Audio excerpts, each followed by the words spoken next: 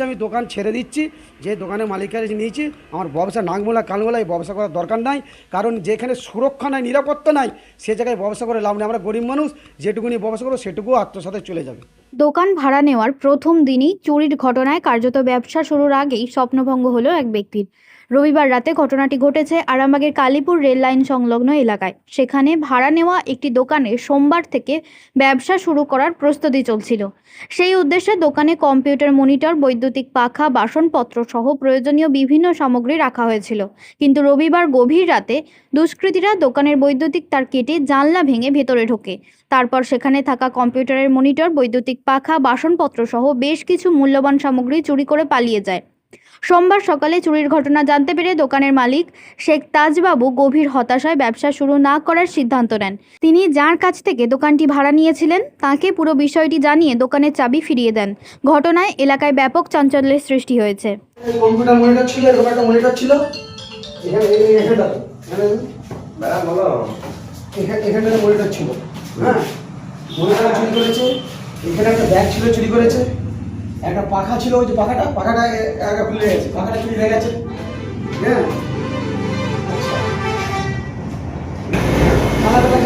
এখানে ভেঙেছে, চুরি করলে চলে গেছে। জানলা ভেঙে ঢুকেছে, তাই তো? জানলাটা ভেঙে ঢুকে মালপত্র সঙ্গে পালিয়ে গেছে। এটা কি ভাড়া নিয়েছিলেন? ভাড়া নিয়েছিলাম, এবং কালকে রাতে মাল ঢুকতে আরম্ভ করেছি। হ্যাঁ, আজকে দোকানটা খোলার কথা ছিল। হ্যাঁ, এখানে মানে এখানে হোলসেল আমব্রেলা, রেনকোটের একটা হোলসেল কাউন্টার করার কথা ছিল। তো এসে দেখছি, যখন এসে ঝাঁটটাট দিয়েছি, দিয়ে বুঝতে পারিনি, দিয়ে তারপর যখন আমার আগেকার কিছু মাল ছিল সেগুলো রাখা ছিল। এখানে এক্সট্রা জায়গা আছে, বাড়িতে রাখার জায়গা নাই, থাক আর দোকানে থাক। এসে দেখছি এখানে সমস্ত কিছু এখানে ভেঙে নিয়ে চলে গেছে। আমি সকালবেলায় আসি, কারণ এই দোকানটা নতুন ভাড়া নিচ্ছে, এটা দোকান করব বলে, একটা ছাতা রেনকোটের একটা হোলসেল কাউন্টার করবো বলে। কালকে আমি সন্ধ্যেবেলায় মালটা চলে আসে, মালটা নিয়ে এসে কিছু কিছু মাল ঢোকাতে লাগি। কিন্তু টোটাল যখন সন্ধ্যাবেলায় মালটা আসে, মালটা আসার পর আমি কি করি, মালটা এখানে না রেখে, যেহেতু লাইটটা নেই, আমি এইগুলোকে এখানে লক করি, এই দুটো চাবি দিয়ে লক করি। এখানে একটা চাবি, এখানে একটা চাবি, তালা দিয়ে চলে যাই। চলে যাওয়ার পর ছাতাগুলো কিন্তু আমি এর ভিতরে ঢোকাইনি, যে আমার যে সমস্ত মাল ছিল আমি গাড়িটা করে মাল বাড়ি নিয়ে চলে যাই।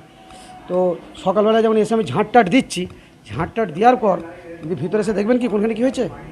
ঝাঁটটাট দেওয়ার পর দেখছি আমার বাড়িতে রাখার জায়গা নেই। কিছু কম্পিউটার মনিটর ছিল, আগের দিনে মনিটরগুলো তাহলে আমি এখানে রেখে দিই, যেহেতু এখানে দোকানটা করছি, ও অ্যাভেলেবেল জায়গা আছে, পেস আছে।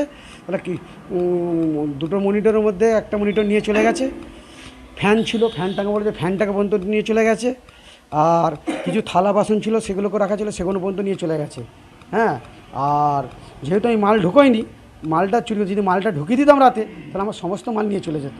এটা আমি আসলে ব্যবসার আগেই চুরি হয়ে গেছে। আর চুরি বলতে কি, ভোট পরবর্তী পরে আরামবাগ এলাকায় আজকে ফ্লিপকার্টে চুরি হচ্ছে, কালকে মদিনায় চুরি হচ্ছে। হ্যাঁ, আজকে আমার এখানে চুরি হয়েছে। তা আমার সর্বনষ্ট হয়তো কিছু কম হয়েছে, কিন্তু যাদের বড় বড় গ্রিল দরজা, তাদেরও চুরি করে নিচ্ছে।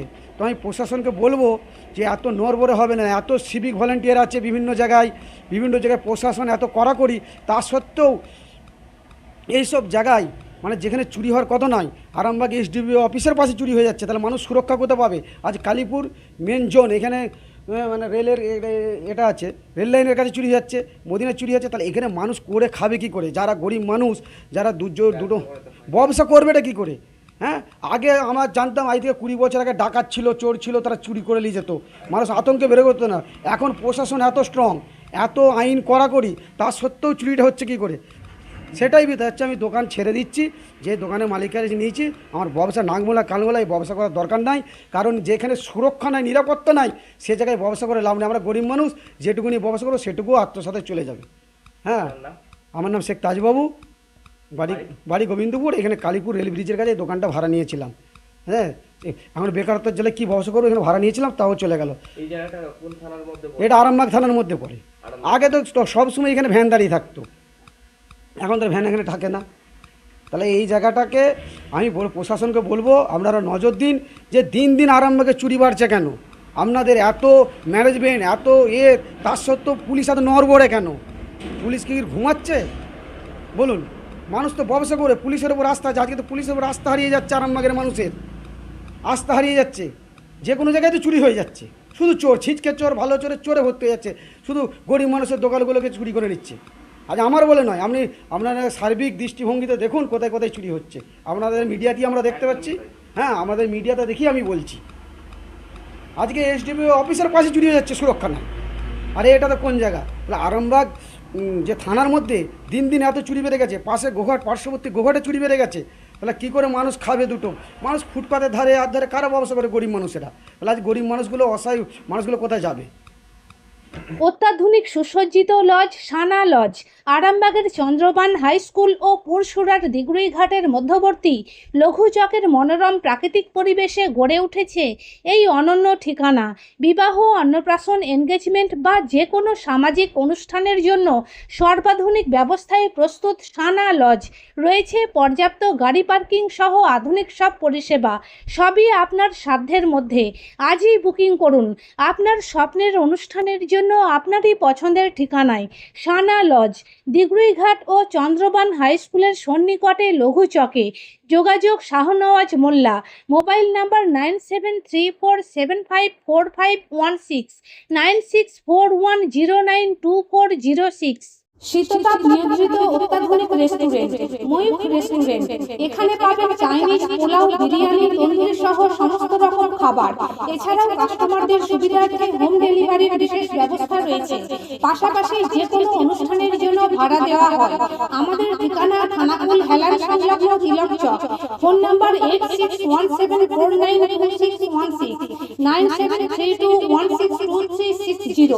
সেরা খাবারের স্বাদ পেতে আজই আসুন ময়ূখ রেস্টুরেন্টে।